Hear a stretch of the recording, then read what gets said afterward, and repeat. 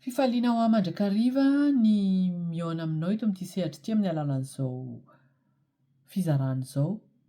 Volana maro lasa izay dia nanomboka ny fizarana mikasika ny bokin'ny Apokalipsy isika.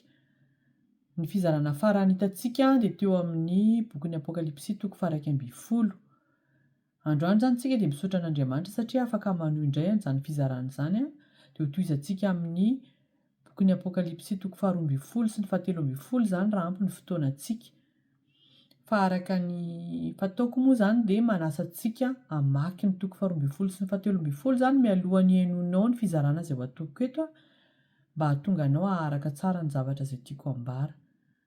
Averimberiko ihany koa fa tena manery ny fonay ianao an'izao fizarana izao satria tena atombotra ny andro araka n'ilay nambaran'ilay anjely rehefa nanome ny fahitana ny Jaona izy hoe sambatra izay mamaky ny faminaniana voarakitra amin'ity boky ity fa atombotra ny andro. Isika izao dia tena ao anatin'ny andro farany. Maro be ny faminaniana nomen'Andriamanitra milaza ny amin'ny andro farany. Maro ny efa tanteraka, maro ny tanteraka teo ambanin'ny masontsika, izao taranaka indray mihira misy antsika izao, ary maro koa ny faminaniana mbola ho tanteraka amin'ny ho avy. Raha tanteraka izany ireo faminaniana taloha rehetra dia tsy maintsy tanteraka azo antoka 100 isan-jato fa tsy maintsy tanteraka ireo faminaniana mbola tsy tanteraka mandrakandroany. Mampirisika anao izay ho tsisy hamaky ny Baiboly satria ny Baiboly dia anisan'ny nomen'Andriamanitra mba hahalalantsika ny Andriamanitra izay inoantsika. Tsarovy tsara fa Satana mahalala tsara ny tenin'Andriamanitra, mahalala ny soratra masina, ary Satana dia tena ataony Satana fitaovam-piadiana mihitsy ny mpaminany sandoka sy ny mpampianatra sandoka mba hamitahana antsika rehefa kamo mamaky ny Baiboly tsika dia mora latsaka ao anatin'ny fandriky Satana amin'ny alalan'ireny mpaminany sandoka sy mpampianatra sandoka ireny. Ary ireny dia efa nambaran'i Jesosy koa fa anisan'ny famantarana lehibe hamantarana ny andro farany ny fisiany ireny. Marina fa efa anisan'ireny tamin'ny andron'ny apôstôly rehefa nandeha nitory izy ireo rehefa niparitaka ny torin'ny filazantsara ny apôstôly izay niaraka tamin'i Jesosy efa nisy ny mpaminany sandoka sy ny mpampianatra sandoka satria hita ny ao anatin'ny soratra masina mampitandrina ny fiangonana izy ireo. Fa amin'izao vanim-potoana misy antsika izao dia tena mirongatra izay tsy izy ny mpaminany sandoka sy ny mpampianatra sandoka.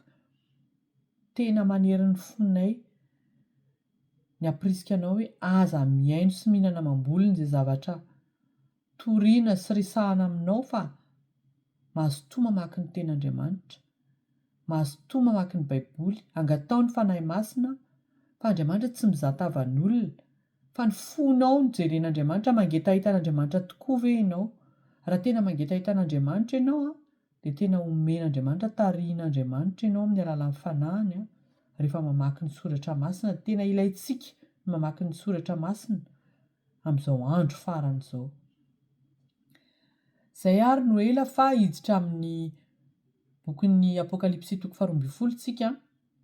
Fanamariana kely aza dino fa fahitana no nomenan'i Jaona. Izany hoe ny zavatra nosoratan'i Jaona izany dia arak'izay fahitana hitany, tsy nanao interprétation Jaona fa dia tena hoe arak'izay zavatra hitany no nosoratany. Ny bokin'ny Apokalipsy koa dia misy sarisary teny, misy sarisary, misy kôdy koa. Ao anatin'ny bokin'ny Apokalipsy rehefa mamaky ny bokin'ny Apokalipsy tsika satria izay mihitsy ilay zavatra naseho an'i Jaona dia izay no nosoratany izany. Dia raha ataontsika sarisary izany ity Apokalipsy toko faha 12 ity dia naseho an'i Jaona vehivavy anankiray mitohy jaza hiteraka zazalahy, dia misy dragona eo anoloan'ity vehivavy ity miandry ny hahaterahan'ilay zazalahy kely satria andeha handrapaka an'izany zazalahy izany. Hozaraintsika teboka telo ny fizarana amin'ity toko faha 12 ity. Voalohany dia mikasika an'ity vehivavy ity. Iza ary ity vehivavy mitohy jaza izay hitan'i Jaona ity? Any amin'ny testamenta taloha, any amin'ny bokin'ny Genesis toko faha 7:30 manomboka eo amin'ny 9:9 nahitantsika ny nofin'ny Josefa zanak'i Jakoba, tananak'Israely izany, dia misy ifandraisany amin'ity vehivavy izay ambaran'i Jaona ity, manasanao hamaky an'io Genesis 7:30 io. Dia tahaka izany koa any amin'ny Jeremia 7:30 manomboka eo amin'ny 7 koa, misy ifandraisany amin'ity vehivavy izay ambaran'i Jaona eto ity zany, ilay vehivavy izay mitoejaza eto ity. Ity vehivavy ity zany dia tsy iza akory rehefa mamaky an'ireo bokin'i Jeremia sy any amin'ny Genesis ireo tsika, dia tsy iza akory fa mitovy zany ny personazy izay ambaran'izy ireo dia Israely. Ity vehivavy ity zany dia Israely, ilay vehivavy mitoejaza voalaza eto ity. Teboka faharoa dia iza indray ary tsy zazalahy kely izay ho ateraky ity vehivavy ity. Marobe ny fampianarana, rehetra sy roa milaza fa Jesosy Kristy io zazalahy kely io, fa tena Jesosy Kristy marina tokoa ve io zazalahy kely io ho jerentsika. Ny soratra masina dia manambara fa Jesosy Kristy dia nandresy an'i Satana tamin'ny alalan'ny sorona izay nataon'i Jesosy Kristy teo amin'ny hazo fijaliana. Ohatra any amin'ny bokin'ny Kolosiana zao ohatra, dia tena manambara mazava hoe tena resy Satana. Rehefa nanota koa i Adama sy Eva any amin'ny bokin'ny Genesis, dia rehefa niresaka tamin'i Satana Andriamanitra dia nilaza mazava fa amin'anina nomen'Andriamanitra ny amin'ny havian'i Jesosy Kristy, ary nilaza mazava Andriamanitra fa Jesosy Kristy dia hanoritory ny lohan'i Satana, izany hoe handresy an'i Satana izany Jesosy Kristy. Ity zaza kely voalaza eto ity nefa dia voalaza fa ho akarin'Andriamanitra, ho enleven'Andriamanitra hiakatra any aminy zany, izany hoe hampandosirina an'ity dragona be. Dragona moa zany mazava ho azy fa Satana ilay dragona. Izany hoe ilay zazakely eto ity zany dia tena hoe zazakely marefo raha oharina amin'ilay dragona, dia ho ampandosirin'Andriamanitra, ho akarin'Andriamanitra any an-danitra. Fanamariana kely ity Apokalipsy 12:12 eto ity zany efa ao ampovoan'ilay 7 taona fahoriam-be ny zavatra naseho an'i Jaona eto. Dia ao ampovoan'ilay 7 taona fahoriam-be zany ity zazalahy kely ity miteraka dia akarin'Andriamanitra hiakatra any an-danitra. Tsy Jesosy Kristy zany io zazalahy kely io mazava ho azy, satria Jesosy Kristy araka ny lazaiko teo dia efa voalaza ny soratra masina, voalaza ny faminaniana nomen'Andriamanitra fa handresy an'i Satana, ary Jesosy Kristy ihany koa rehefa vita ny iraka nampanaovina azy ety ambonin'ny tany teo amin'ny hazo fijaliana Jesosy, rehefa nanoloran'ny ainy dia hoy izy hoe vita. Misy lanjany lehibe, misy dikany lehibe iny tenin' Jesosy iny ary rehefa vita ny mission nataony, vita ny antsakany sy andavany, tanteraka ny eken'Andriamanitra, ny validen'Andriamanitra zany raha izay azo ilazana azy, dia niakatra any an-danitra Jesosy Kristy. Ny 7 taona fahoriam-be zavatra mbola ho avy. Tsika izao amin'izao ora itenenantsika izao mbola tsy ao anatin'ny 7 taona fahoriam-be tsika, izany hoe mbola ho avy zany ny 7 taona fahoriam-be. Jesosy Kristy nefa amin'izao ora iresantsika izao efa any an-danitra Jesosy Kristy, efa niakatra any an-danitra Jesosy Kristy. Tsy Jesosy Kristy zany ity zazakely, zazalahy kely izay ho akarina, izay ho ateraky ilay vehivavy eto ity, satria araka ny lazaiko teo ity zavatra miseho eto amin'ny Apokalipsy 12:12 ity dia iseho ao anatin'ny 7 taona fahoriam-be. Dia iza ary zany io zazalahy kely io? Tany amin'ny tokotany aloha tany tsika dia efa nahita ny resaka kely Jaona mikasika an'ilay 4,4 alina sy 1 hetsy, dia tsy iza akory ireo fa ireo jiosy izay hino an'i Jesosy Kristy ao anatin'ny fahoriam-be. Amin'izao fotoana iresantsika izao dia efa maro ny jiosy, efa misy ny jiosy mino an'i Jesosy Kristy. Fa ny ankamaroan'ny jiosy kosa dia mbola tsy mino an'i Jesosy Kristy ho Mesia, tsy mino an'i Jesosy ho Mesia, dia Kristy sy Mesia mantsy mitovy ihany. Efa misy zany ny tokona jiosy amin'izao fotoana izao mino an'i Jesosy Kristy, mino an'i Jesosy ho Mesia, fa ny ankamaroan'ny jiosy dia mbola miandry ny Mesia, fa tsy mino izy hoe Jesosy ilay Mesia. Za mino hoe ireo jiosy izay efa mino an'i Jesosy Kristy ankehitriny izao, raha tena miorina tsara izy ireo, dia ho isan'ireo ankarina izy rehefa miseho eny amin'ny rahoan'ny lanitra Jesosy Kristy, izany hoe tsy handalo amin'ny fahoriam-be. Fa reto 4,4 alina sy 1 hetsy reto zany tena ao anatin'ilay fahoriam-be mihitsy no ho teraka, zany hoe ao anatin'le fahorimbe, fitotoana fahorimbe ry zareo vao mino an' Jesosy Kristy, de ho akarin'Andriamanitra izy, ao ampovoan'le fitotoana fahorimbe no akarin'Andriamanitra, ho enleven'Andriamanitra hiakatra any an-danitra izy ireo. Za teo nyresaka hoe kôdy, le 4,4 sy 1 hetsy iny a, kôdy tsy hoe isany hoe de zay ny isan'ireo jiosy zay ino an' Jesosy Kristy amin'ny fitotoanany fahorimbe a, fa anisana kôdy zany izy iny a, entina milaza ny groupe misy an'ireto jiosy zay ino an' Jesosy Kristy ao anatin'ny fitotoana fahorimbe reto. Le zazalahy kely eto zany a, de reo jiosy zay voafaritry le kôdy 4,4 sy 1 hetsy. Voalaza fa hoe anapaka ny firenena amin'ny tehim-by izy ireo, tena zany, tena marina tokoa zany satria tsarovy tsara fa Jesosy Kristy a, rehefa nanome an'ireo taratasy ho an'ny fiangonana fito de anisan'ny zavatra nambaran'i Jesosy Kristy zay hoe zay maharesy ozy izy a, ny fiangonana nanambaran'i Jesosy an'izay a, zany hoe fiangonana koa nomeny Jesosy an'izay teny fampanantenana zay a, zay maharesy ozy izy a, de omeko fahefana hanapaka amin'ny firenena, hanapaka amin'ny tehim-by, zay maharesy. De reto ty le zazalahy kely ty zany a, zay voafaritry le jiosy, le kôdy 4,4 sy 1 hetsy, reo jiosy zay ino an' Jesosy Kristy ao anatin'ny fitotoana fahorimbe, de anisan'ireo zay sokajian'Andriamanitra hoe maharesy a, hanapaka ny firenena amin'ny tehim-by miaraka amin'ny fiangonana zay nampanantenan'i Jesosy Kristy an'izany.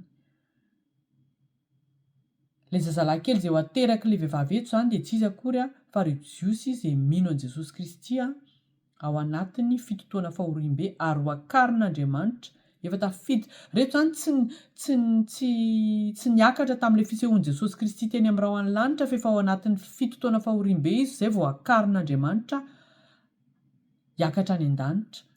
Ary amin'izay fotoana, zay ny teboka fahatelo jerevantsika farany a, ato amin'ity apokalipsy toko 12 ty, amin'le fotoana zay ampiakaran'Andriamanitra nyity zazalahy kely ty na reo jiosy zay mino an' Jesosy Kristy a, mandritra ny fitotoana fahorimbe de hisiady a any an-danitra ozy. Voalaza eo amin'ny toko 7 zany a, ny arkanjely Mikaela sy ny anjeliny a, hiady amin'ny Satana sy ny anjeliny. Satana hatramin'izao ora iresahantsika izao de manana akse eny amin'ny rahona sy ny lanitra eny a, ary manana akse ety ambonin'ny tany. Efa nisy ny ady ny fanaovan'ny arkanjely Mikaela sy ny anjeliny tamin'ny Satana, fony vao hitan'Andriamanitra, ny fahotana tao amin'ny Satana, de Satana saika mikasa haka ny toeran'Andriamanitra. Lanitra de mizara telo. Ny lanitra fahatelo a, misy ny fiandrianan'Andriamanitra. Lanitra faharoa sy ny lanitra voaloha. Lanitra voaloha io hitantsika abakabaka hitantsika io rehefa miandrandra ny lohantsika, de ny lanitra faharoa zany eo ambonin'io lanitra io. Lanitra faharoa sy ny voaloha zany no ananan'ny Satana fahefana rehefa avy niady tamin'ny arkanjely Mikaela Satana de resy a. Lucifera moa zany ny anarany tamin'izany, Lucifera sy ny anjely, fa rehefa nivadika tamin'Andriamanitra izy de lasa Satana ny anarany. Resy izy de tsy nanana akse tany amin'ny lanitra fahatelo intsony mandrak'ity androany, ary tsy hanana akse any amin'ny lanitra fahatelo, any amin'ny lanitra zay misy ny seza fiandrianan'Andriamanitra. Tsy manana akse any amin'ny lanitra fahatelo intsony Satana. Fa hatreto aloha zany hatramin'izao ora iresahantsika izao de mbola manana akse eo amin'ny lanitra faharoa sy fahavoaloha Satana.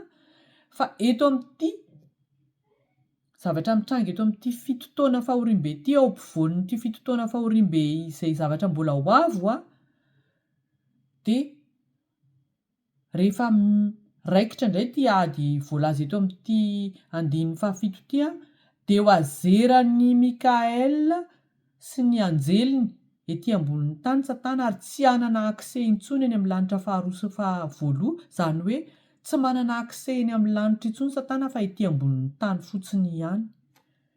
De filazany azy ato anatin'ity toko 12 ty de tena ho romotra Satana noho izay fahalalany hoe voafetra voafetra ny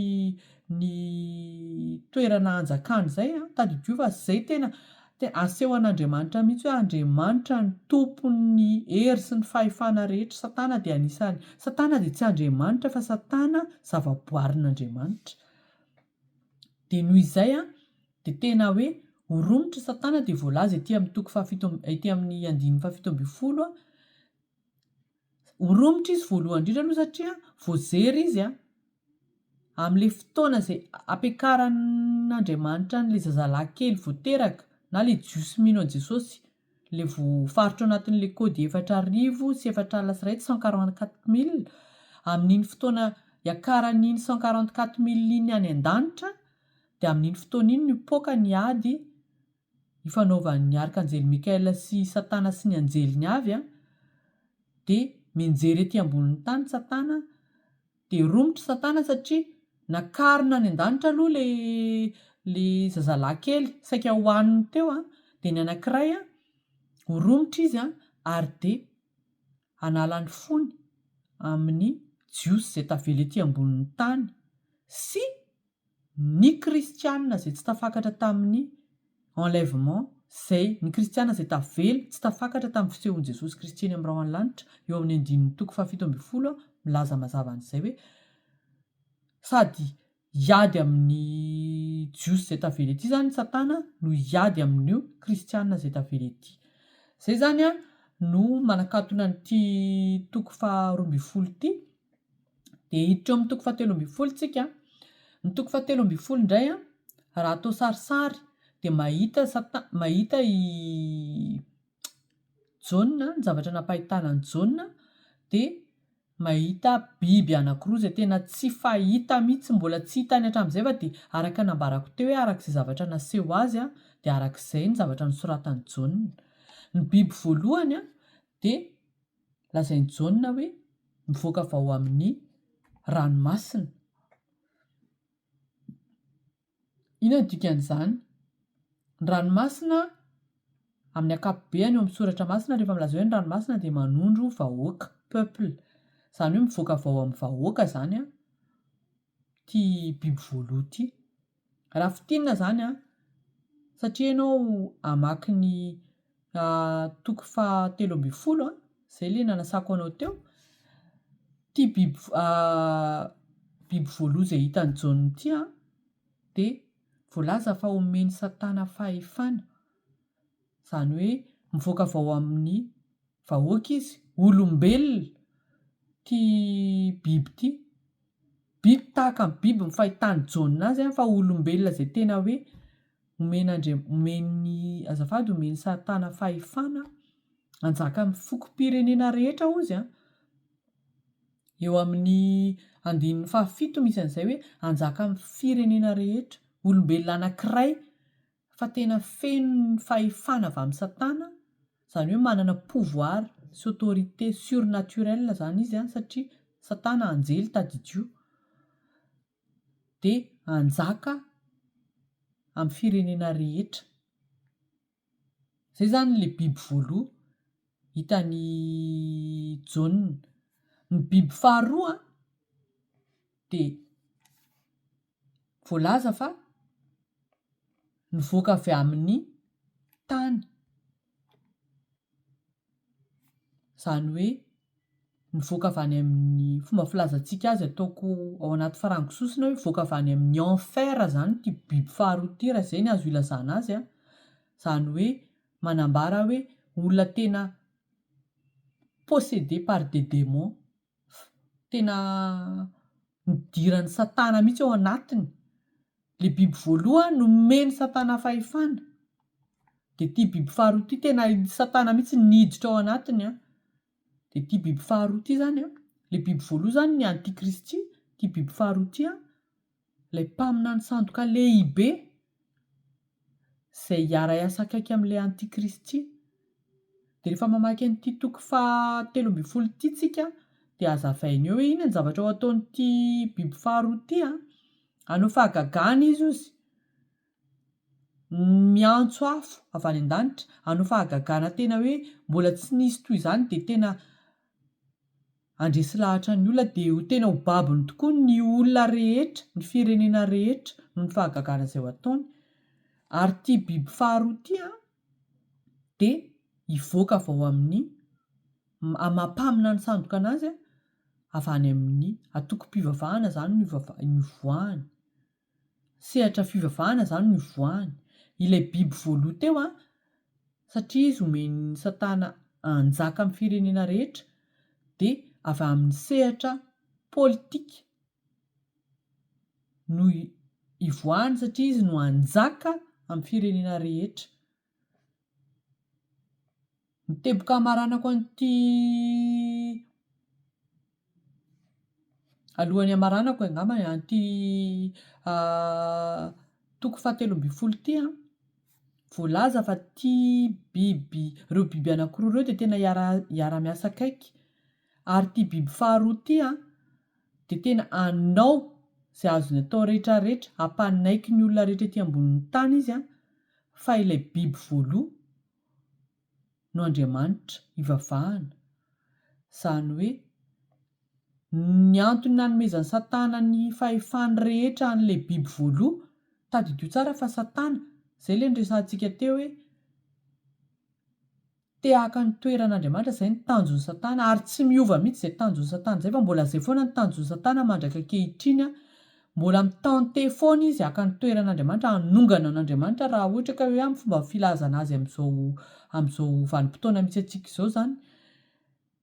Dia izay mihitsy ilay mampatonga an'ilay hoe ilay biby voaloha nolazain'ity biby faharoa ity fa Andriamanitra ivavahana, izay mivavaka amin'Andriamanitra i Abrahama sy Isaka ary Jakoba dia fahavalon'ity biby voaloha ity sy fahavalon'ity biby faharoa ity.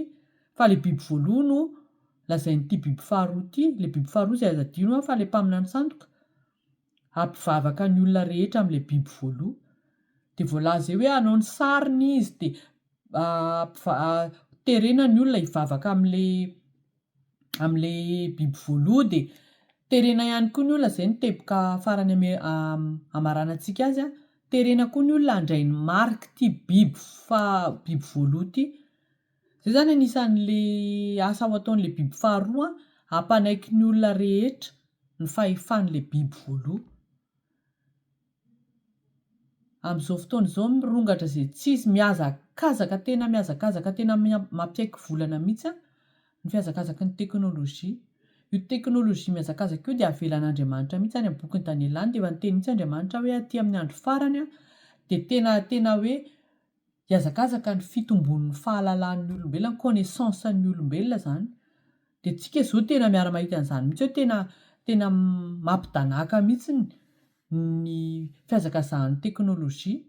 Avelan'Andriamanitra ho tanteraka izany satria mizotra makany amin'ny fahatanterahany faminaniana izay nomen'Andriamanitra tsika izao. Raha tsy mihazakazaka tahaka izao ny fihazakazahan'ny ny fandrosoan'ny teknôlôjia dia tsy afaka hanjaka amin'izao tontolo izao olona iray. Eritrereto hoe amin'izao fotoana izao arany filoham-pirenena marobe no mitarika ny firenena tsirairay avy misy azy, mbola mikorotana amin'izao tontolo izao, nefa ny amin'izany olona iray no mibaiko ny firenena rehetra ety ambonin'ny tany. Izay mihitsy ilay teneniny eo amin'ny 7 fa tsy izaho mamorona an'izany hoe manjaka amin'ny firenena rehetra ety ambonin'ny tany ity biby voaloha ity.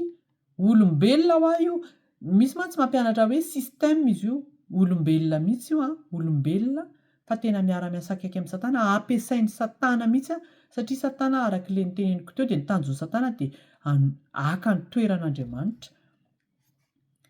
Dia ny teknôlôjia, ny fihazakazaky ny teknôlôjia amin'izao, reny andrana marobe reny, ny fandrosoan'ny teknôlôjia amin'izao raha mandinika ianareo dia vetivety kely dia miova ary miha-mandroso ilay teknôlôjia zany ho an'ilay antikristy ny tena hanaovana an'io zavatra io, satria tsy possible mihitsy ny fehezan'ilay antikristy olona iray amin'izao tontolo izao, fa tsy maintsy eo ny teknôlôjia hanampy azy.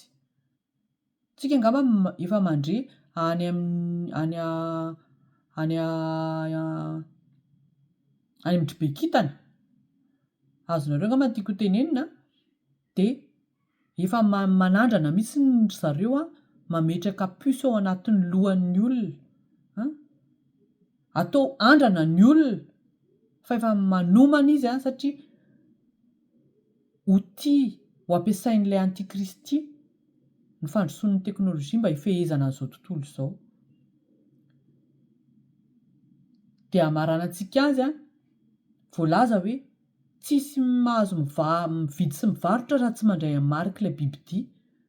dia io ilay malaza be le taremarika 980 dia misy mitady hoe inona ny dikan'iny marika iny ny tena marina, tsy hoe tena misy dikany ngeza be le 980 iny misy amin'ny zareo jiosy Andriamanitra koa tady fa Andriamanitra tena grand mathématicien tena mampaiky volana ny pikaroka mihitsy ny siantifika mihitsy Andriamanitra tia mampiasa chiffre be ary zay ny anisan'ny mampatonga an'Andriamanitra io zao anisan'le kody teneniko hoe nomeny any Jaune. Mino fa na i Jaune ara tsy mahalala ny dikan'io fa ny zavatra kely mba fantatra aloha zay zaraina amintsika dia hoe ny 9 dia marika ny olombelona zany, marika ny humanité, milaza ny tsy fahatanterantsika raha izay azo ilazana azy. Ny taremarika 7 dia milaza fahatanterahana, perfection divine. Tsy hoe finonom-pony zany fa tena zay mihitsy ny vérité amin'Andriamanitra ary. Jereo fa be dia be ny zavatra nataon'Andriamanitra, ny andro 7 ny be dia be ny zavatra nataon'Andriamanitra manamarika an'izay zany tamin'ny faha-9 ny andro nanaovana n'izao zavatra rehetra izao dia namorona ny olombelona Andriamanitra. Marika ny olombelona zany ny taremarika 9 dia miveriny telo moa zany izy eto 980 ilazana an'izay hoe mahamariky ny olombelona zay fa tsika miara mahita fa amin'izao fotoana izao ampiasainy reny code QR, reny code barre reny zany efa ampiasaina reny mino mihitsy fa karazan-drazana zavatra ohatran'ireny no apetaka amin'ny andrina sy ny tanana ankavanan'ny olona. Rehefa tonga ilay antikristy dia tsy mahazo misy mividy sy mivarotra, izay vao tanteraka ilay hoe tsy mahazo misy mividy sy mivarotra raha tsy manana an'ilay marika zany ianao. Fa ny zavatra hitranga nefa dia izao hitantsika rehefa aoriana kely eo andefa anjely Andriamanitra hampitandrina ny olombelona rehetra satria tadidio tsara fa ny olombelona rehetra tsy maintsy hanatrika ny fitsaran'Andriamanitra na mino azy tsika na tsy mino azy. Dia ho ampitandremin'Andriamanitra ny olombelona rehetra indrindra fa izay mino an'i Jesosy Kristy tavela ety ambony tany sy ny zanak'Israely. Ho ampitandremin'Andriamanitra hoe tandremo mandray an'io marika io fa rehefa mandray an'io marika io ianao dia tafasaraka mandrakizay amin'Andriamanitra. Tsisy azo atao intsony ho anao fa dia very mandrakizay ianao. Dia izay zany ny zavatra hitranga eto amin'ity bokin'ny Apokalipsy 7:20 ity ho teren'ilay biby dia faharoa ny olombelona handray ny marika eo amin'ny andriny sy ny tanany ankavanana. Ilay biby dia faharoa ity izay tena hanao izay ahatonga ny olombelona rehetra satria ho totena izy mpitarika fivavahana izy, mpamina ny sandoka, ho toteny amin'izao tontolo izao izy izay zavatra lazainy hanao fahagagana izay tena hoe mbola tsy nisy hatramin'izay na olombelona ny olombelona hampidanaka ny olombelona izy izany rehetrarehetra izany dia ataony mba hambaboana ny fon'ny olona hanaiky an'ilay biby dia faharoa satria miara-miasa izy ireo. Izay zany ny zavatra ambaran'ity Apokalipsy 7:20 ity. Izany rehetra izany no ambara dia tsy sanatria akory hoe te hampitahotra fa izay ny voalazan'ny soratra masina, voalazan'ny tenin'Andriamanitra dia te hampiomana anao hoe miomana ataovy izay tena hoe hihavananao amin'Andriamanitra, ataovy mifanitsy amin'ny sitrapon'Andriamanitra amin'ny fiainanao. Raha mbola misy fotoana aza mangataka-andro mibebara misy zavatra tokony hibebahana, miomana fa tena efa akaiky izany zavatra rehetrarehetra izany raha tsy mijery afa-tsy ny fandrosoan'ny teknôlôjia fotsiny sika dia tena araka nambarako teo hoe mampiaiky volana mihitsiny fa tadidio tsara fa io teknôlôjia mihazakazaka be io a dia anisan'ny fanomanana ny fiavian'ny antikristy io ary avelan'Andriamanitra hitranga izany a. Ny olombelona mieritreritra hoe tapim-pahaizana, lasa lavitra be amin'ny fahaizana fa tsarovy tsara fa ampiasain'Andriamanitra izany rehetrarehetra izany a mba hatanteraka ny teniny. Izay ary fa dia ho amin'ny fizarana manaraka indray a, Apokalipsy 4:12 no resahantsika, dia mirary fiadanana ho anao mandrakariva, miorena tsara, mitadava ny tompo a, manana hetaheta, hamaky ny baiboly isan'andro, aza mionona fotsiny amin'izay zavatra renao toriana fa tena hoe manana hetaheta, hamaky ny soratra masina, hanakaiky an'Andriamanitra isan'andro. Dia ho an'Andriamanitra irery ihany ny voninahitra ho amintsika ny fiadanana. Amen.